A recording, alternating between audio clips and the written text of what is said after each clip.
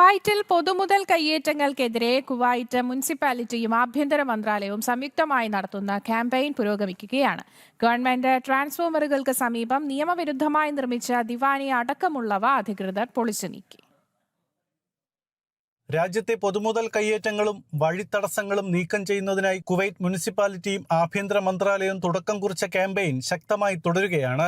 Jaber അൽ അഹമ്മദിയിൽ പൊതു ട്രാൻസ്ഫോമറുകൾക്കും government കേന്ദ്രങ്ങൾക്കും തൊട്ടടുത്ത് സ്ഥാപിച്ച ദീവാനികളാണ് അധികൃതർ പൊളിച്ചു മാറ്റിയത്.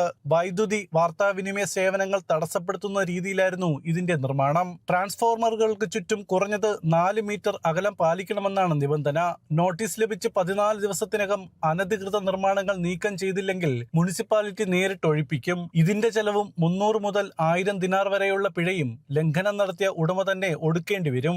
ഡിജിറ്റൽ സംവിധാനം വഴിയാണ് മുന്നറിയിപ്പുകൾ നൽകുന്നത്. നോട്ടീസ് കാലാവധി കഴിയുന്നതിന് മുൻപേ തന്നെ സ്വമേധയാ കയ്യേറ്റങ്ങൾ മാറ്റാൻ ജനങ്ങൾ സഹകരിക്കുന്നുണ്ടെന്ന് അധികൃതർ വ്യക്തമാക്കി. നോട്ടീസ് ലഭിക്കുന്നതിനായി കാത്തു നിൽക്കാതെ സ്വന്തം വീടിന് മുന്നിലോ പൊതുവഴികളിലോ ഉള്ള നിയമവിരുദ്ധ പ്രവർത്തനങ്ങൾ ഉടൻ തന്നെ നീക്കം ചെയ്യണമെന്നാണ് മുനിസിപ്പാലിറ്റി നൽകുന്ന മുന്നറിയിപ്പ്. ജനം, കുവൈറ്റ്.